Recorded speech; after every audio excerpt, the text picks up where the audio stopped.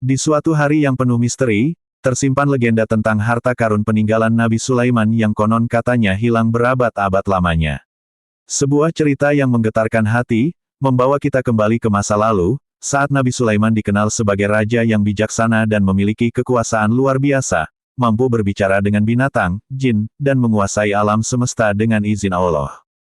Rahman, seorang arkeolog muda yang baru saja menyelesaikan studinya, selalu terpesona dengan sejarah para nabi.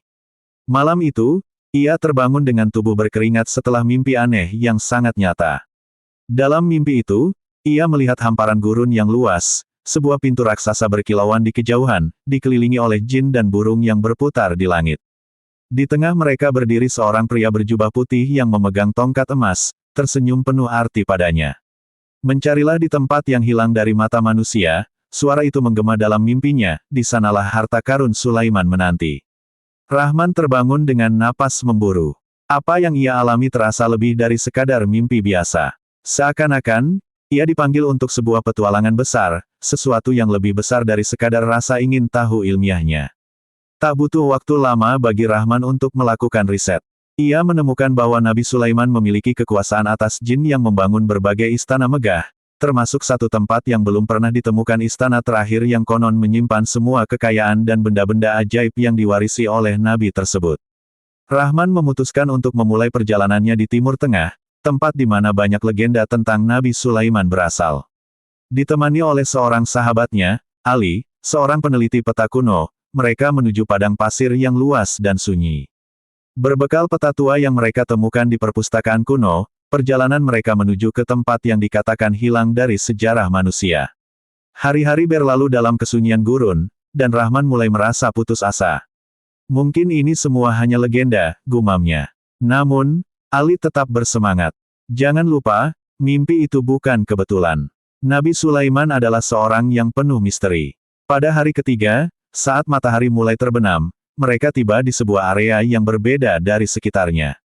Batu-batu besar yang tersebar di tanah tampak membentuk pola aneh. Di antara celah-celah batu, mereka melihat sebuah lorong gelap yang mengarah ke bawah.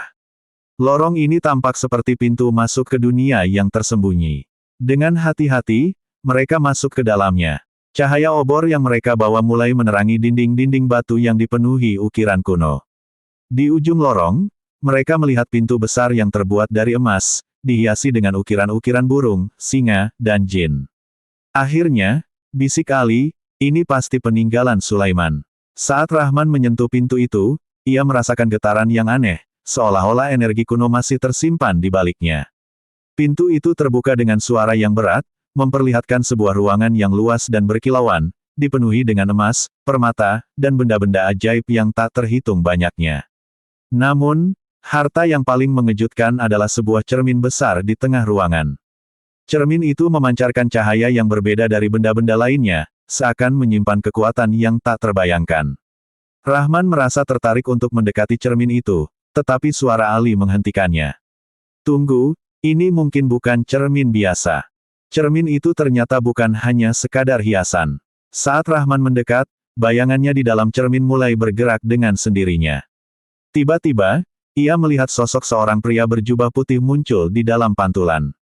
Aku adalah salah satu pelayan Nabi Sulaiman, kata sosok itu dengan suara yang lembut namun penuh kewibawaan.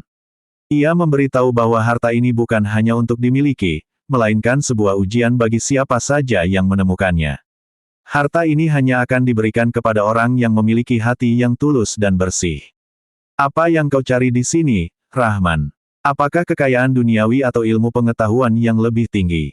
Rahman terdiam. Ia menyadari bahwa meskipun kekayaan di hadapannya tak terhingga, tujuannya bukanlah untuk menjadi kaya raya, melainkan untuk menemukan kebenaran dan kebijaksanaan yang lebih besar.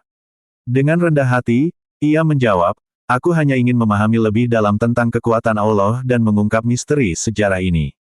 Setelah mendengar jawaban Rahman, sosok di dalam cermin tersenyum. Cermin itu bergetar, lalu secara perlahan memudar, dan di tempatnya muncul gulungan kitab yang bercahaya. Ini adalah pengetahuan yang telah dilupakan oleh manusia. Bawalah ini dan gunakan untuk kebaikan. Rahman mengambil kitab itu dengan penuh rasa syukur.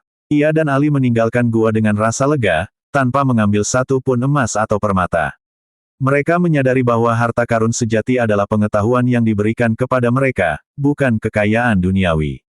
Mereka kembali ke dunia dengan pengetahuan yang baru dan kisah yang tak terlupakan, membawa pelajaran bahwa kekayaan yang paling berharga bukanlah harta benda, melainkan kebijaksanaan dan keimanan.